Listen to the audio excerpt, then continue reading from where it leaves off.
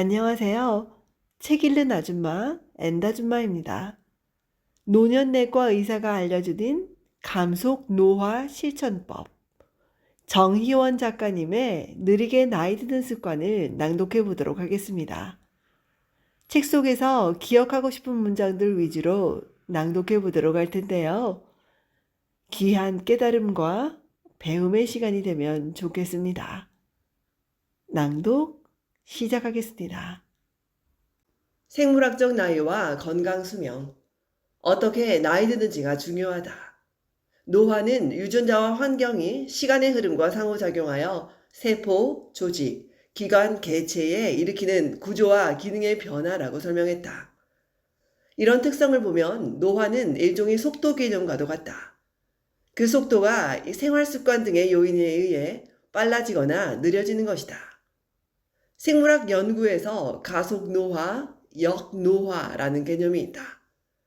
유전자 또는 환경을 조절하거나 생물학적 기전을 조작하는 방법으로 노화의 속도를 조절하는 것이다. 생쥐를 2년 가까이 사육해야 얻을 수 있는 나이든 모습을 동물 실험을 통해 빠르면 6개월 정도 만에 얻을 수도 있고, 시기를 조절하는 방법으로 노화 속도를 올리기도 한다. 반대로 특정 약제를 이용해 노화된 세포를 제거하거나 운동, 절식과 같은 생활습관 조작 방법을 이용하면 모델 동물의 노화 속도를 더디게 하거나 노화 정도를 역전시키는 것도 가능하다. 생물학적 나이와 노쇠지수. 차를 몰고 여행을 계속하면 주행 거리가 늘어나듯 우리 몸도 노화가 쌓이면 개체의 구조와 기능에 변화가 누적된다. 이 누적된 정도를 표준화된 방법으로 측정하는 방법이 바로 생물학적 나이다. 생물학적 나이는 인구 집단 평균으로 보면 숫자 나이와 비례하는 척도이면서 개개인의 노화 다양성을 설명할 수 있는 척도가 된다. 생물학적 나이를 측정하는 여러 방법 중 가장 널리 알려진 것은 법의학에서 사체의 연령을 추정하기 위해 사용하기도 하는 후생유전학 나이로 DNA의 분자 변화를 이용해 나이를 예측한다. 혈액의 단백질체나 대사체를 이용하거나 텔로미어의 길이를 통해서도 생물학적 나이를 계산할 수 있다. 이렇게 미시적인 방법과 달리 사람을 겉으로 보고 어떤 경우에는 피 한 방울조차 뽑지 않고 생물학적 나이를 알 수 있는 방법도 있다. 바로 노쇠지수라는 것이다. 노쇠지수를 측정하기 위해서는 노화 정도에 따라 값이 바뀌거나 고장이 생기는 것이면서 진찰이나 면담을 통해 측정할 수 있는 항목을 30가지 이상 측정한다. 대신 한쪽으로 치우치지는 않게 한다. 예를 들어 30개의 항목이 죄다 혈압과 관련된 변수여서는 곤란하다. 이렇게 적어도 30개 이상의 측정 항목에서 정상은 0점, 이상은 1점이라는 점수를 주고 총 점수를 구성 항목의 개수로 나눠 나온 값이 바로 노쇠지수가 된다. 만약 측정 항목이 100개였고 그중 10개의 항목에 해당되었다면 노쇠지수는 100분의 10, 그러니까 0.1이 되는 식이다. 측정한 항목 개수가 같다면 사람들의 평균 점수는 나이가 많아질수록 지수적으로 올라간다. 0부터 1까지의 범위로 나타나는 노쇠지수도 결과적으로 전체 인구 집단에서 나이에 비례한다. 이런 원리를 이용하면 개인의 노쇠지수를 숫자 나이가 같은 동년배의 평균과 비교해 그 사람이 노화가 더 축적되었는지 덜 진행되었는지를 꽤 정확히 알 수 있다. 그리고 앞서 살펴본 것처럼 이 노쇠지수가 일정 정도가 되면 생물학적으로는 노인의 몸이라고 할 수 있다. 이렇게 노인의 몸을 가지게 되면 질병, 투약, 치료나 스트레스 등 환경 변화에 대해 많은 측면에서 몸의 반응이 이전과 달라진다. 이 이야기는 아주 중요하므로 이후 더 자세히 다룬다. 기능은 노화 정도를 반영한다. 실제로 인구 집단에서 조사해보면 노화와 관련성이 있는 이상 소견의 개수는 나이에 따라 증가한다. 노쇠지수도 마찬가지로 나이를 추종한다. 곡선은 기하급수적으로 하늘을 향하는데 모양을 자세히 보면 대략 60대 초반까지는 아주 천천히 오르다가 이후 급격히 증가되는 것을 볼 수 있다. 이는 복리로 붙는 이자가 쌓여가는 모습과 아주 흡사하다. 앞으로 이 책에서 더 자세히 다룰 여러 생활의 요령은 개인적인 삶에서 이 이자율을 관리하는 방법이라고 생각해도 좋다. 점점 확실해지는 것은 움직임과 관련된 신체 기능은 상당히 간단하면서도 정확한 노화 평가 방법이라는 것이다. 예를 들어 평소대로 걸었을 때 1초에 1m 이상의 속도가 나온다면 웬만해서는 앞으로 10년 이내에 사망할 가능성이 없다고 예측할 수 있다. 결국 사람의 나이 들매에 있어서 움직이는 능력의 중요도가 아주 높다고 할 수 있겠다.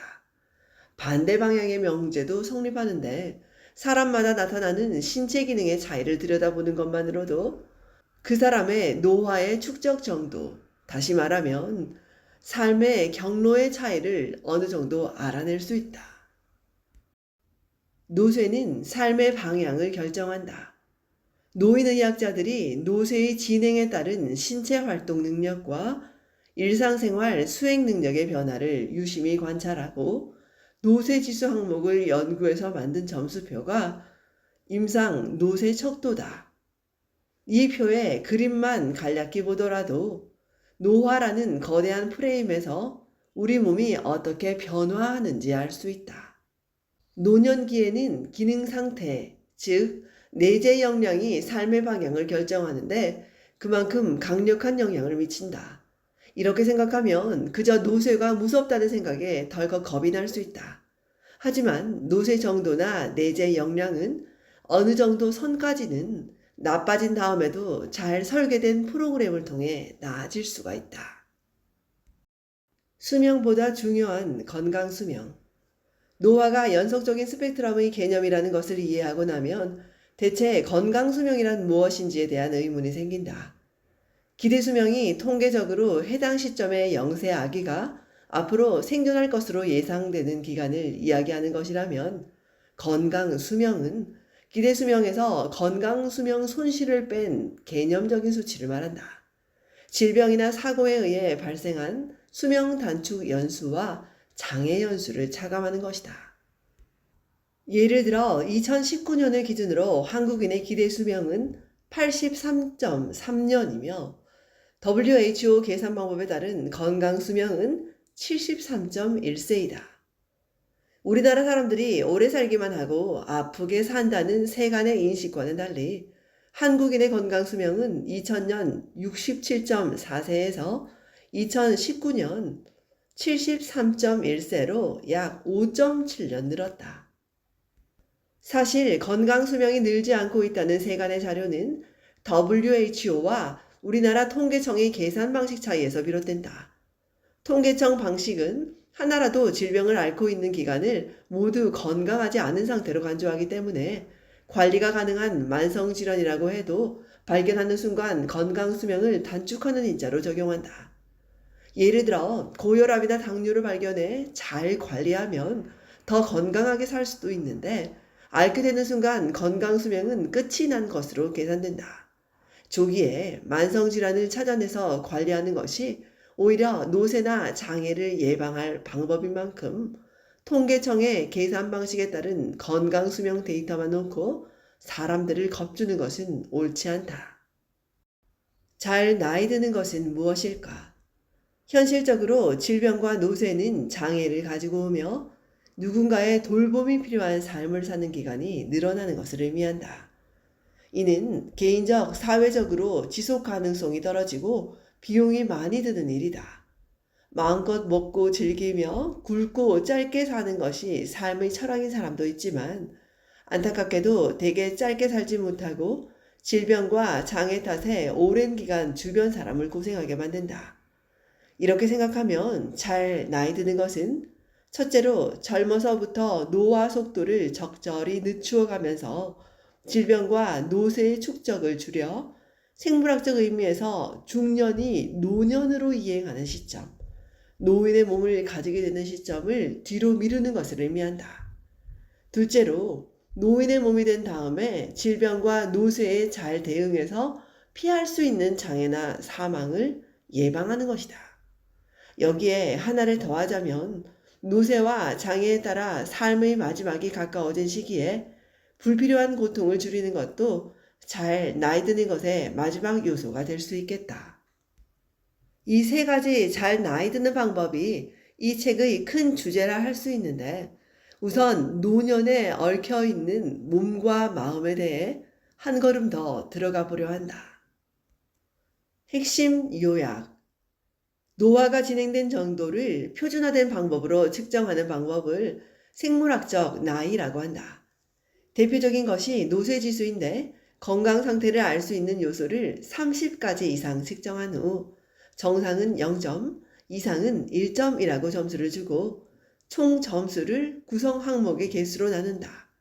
측정 항목이 100개였고 그중 10개 항목에 해당되었다면 노쇠지수는 0.1이 되는 식이다. 개인의 노쇠지수를 측정한 후 숫자 나이가 같은 동년배의 평균과 비교하면 그 사람의 노화 축적 정도를 꽤 정확히 알 수 있다. 통계적으로 해당 시점의 영세 아기가 앞으로 생존할 것으로 예상되는 기간을 기대 수명이라고 하고, 기대 수명에서 건강 수명 손실을 뺀 수치, 다시 말해 질병이나 장애 없이 건강하게 살 수 있는 기간을 건강 수명이라고 한다. 2019년을 기준으로 한국인의 기대 수명은 83.3년이며 WHO 계산 방법에 따른 건강 수명은 73.1세이다. 잘 나이 드는 방법으로는 젊어서부터 노화 속도를 적절히 늦춰 질병과 노쇠의 축적을 줄이는 것. 노인의 몸이 된 다음에는 질병과 노쇠에 잘 대응해 장애나 사망을 예방하는 것. 삶의 마지막이 가까워진 시기에 불필요한 고통을 줄이는 것을 꼽을 수 있다. 지금까지 노년내과 의사가 알려주는 감속 노화 실천법, 정희원 작가님의 느리게 나이 드는 습관을 낭독해 보았습니다. 엔다주마였습니다. 좋은 날 되십시오, 여러분. 들어주셔서 감사합니다. 고맙습니다. 사랑합니다.